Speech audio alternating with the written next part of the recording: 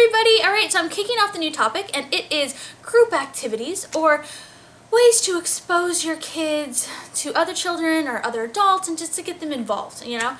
And quite frankly, I think that it also translates to getting the mom involved, or the dad, the parent in general. So, yes. So there's a lot of stuff you can do, and you know, there are things you can do that you can pay for, you know, groups that you can join and classes you can take with your child. But there's also free stuff you can do. And so I'm just going to tell you kind of, you know, what we've done. When the main thing we've done that we've actually joined and put money into and paid for and all of that is Little Gym. We go to Little Gym. And Little Gym, if not everybody has it, Little Gym is just this, it's kind of this group that, it's a group activity that you can do with your children. It's really cool. It exposes kids to other kids, but it also works on their language skills, their physical development, their listening skills, you know, just their social skills in general. I mean, it's really a great thing. We have fallen in love with it. I do think it's a little pricey. Like, I wish it was a little less. I think it could be a little less, and that would be okay. But at the same time, to be fair, we've gotten a lot out of it. And we joined it when she was 10 months old.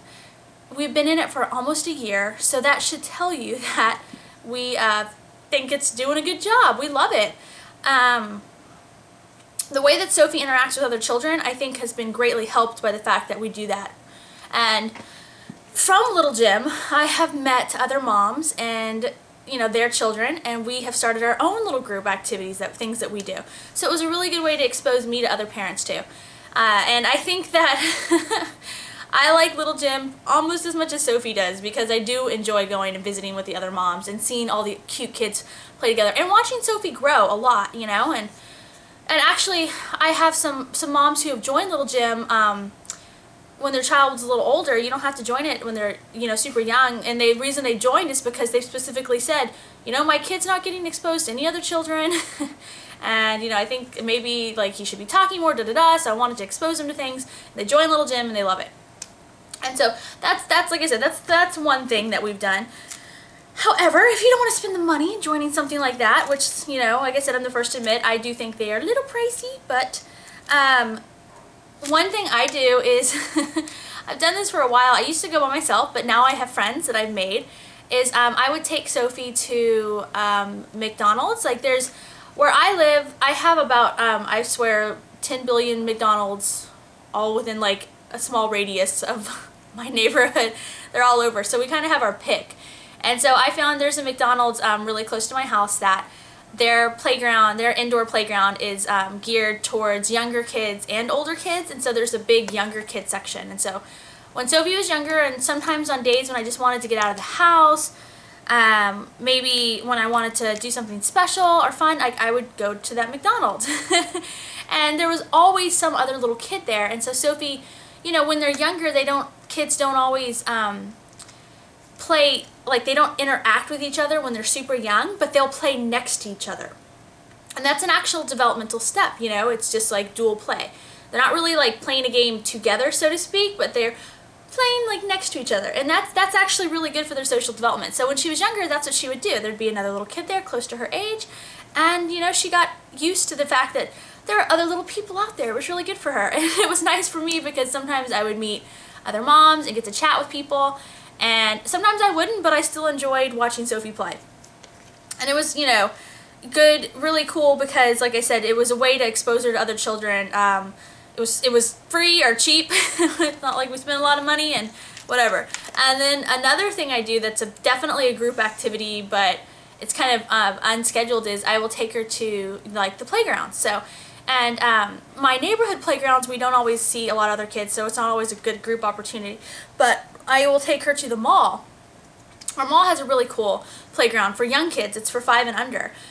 So I could take her there, and the whole thing is padded and really neat and fun. And anyway, every time I've gone to the mall, Sophie has ended up playing with other kids, and I've met other moms, and it's been a really good group experience, and it's free. It's totally free. So that's kind of like the main thing we do. And, you know, from doing that stuff, I've made friends. So now we have play dates, and I have, you know, mom friends that we do stuff with, and it's all kind of from doing that kind of thing, you know?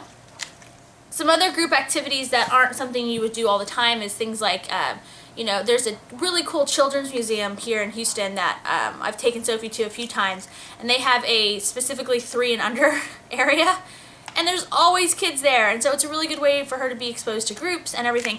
And let me just tell you guys, like, getting your children exposed to other children and other people is really good for their development, It really does. It helps their language skills, it helps their social skills. It's a good thing. It's something that, it's definitely benefits them, And you can get creative about it. Like I said, it doesn't have to be like, I'm going to go join Little Gym, It's something more structured. It can, like I said, just take them to the McDonald's playground or to the mall, So that's about it. That's about like what we've done, Those are my main, I guess, things that I do. And, our world has grown from doing those things in terms of, like I said, I've made friends. So we get invited to more birthday parties now, and that's group activities. And, we get invited to more play groups, and that's group activities. And you just never know. Sometimes I feel like I go out and I would do those things and I wouldn't meet anybody. And then other times I feel like I'll go and I'll make 5 friends of people that I really like. It's cool, And sometimes, I want to point out that the group activity for your toddler, it's not all necessarily all about them. Sometimes it's really good for you too. So it's good for you to get out there, Yeah. So there we go. So that's like I said, that's our experience with group activities. I'm definitely a fan of group activities. Like I've said about 1 billion times already in this vlog, I think it's really good for their development. I think the fact that I've, because I'm a stay-at-home mom, there's a lot of times when Sophie, especially when she was younger, we were just home all the time, and I wanted her to be exposed to more than that. And obviously we expose her to things like taking her to museums and so forth, but I wanted her to have the people exposure as well. And so I think that we found good ways to do it. And like I said, you don't have to spend money to find fun ways to do it. There are ways that you can go about doing it, and you can look up if you go to your look up a local, your city's website or something, and sometimes you'll see a mother advertising for, a play date. Like, you can find things like that. You can look around and, try to organize a group on YouTube. Like, we have a Houston YouTube mom, like, meetup group. And we haven't met up in a while, but I actually, the people that I've met up with a couple times, we've become fast friends. And, it's fun. You can make steps to do things, and meet new people. And sometimes it's kind of daunting, or you get kind of stuck in the way, it's just easier. But, I think especially if you're stay-at-home, try to find a way to get your kid out there a little bit. I think it's good for them. It's good for you. There you go. So that's our group activity, motto and things that we do.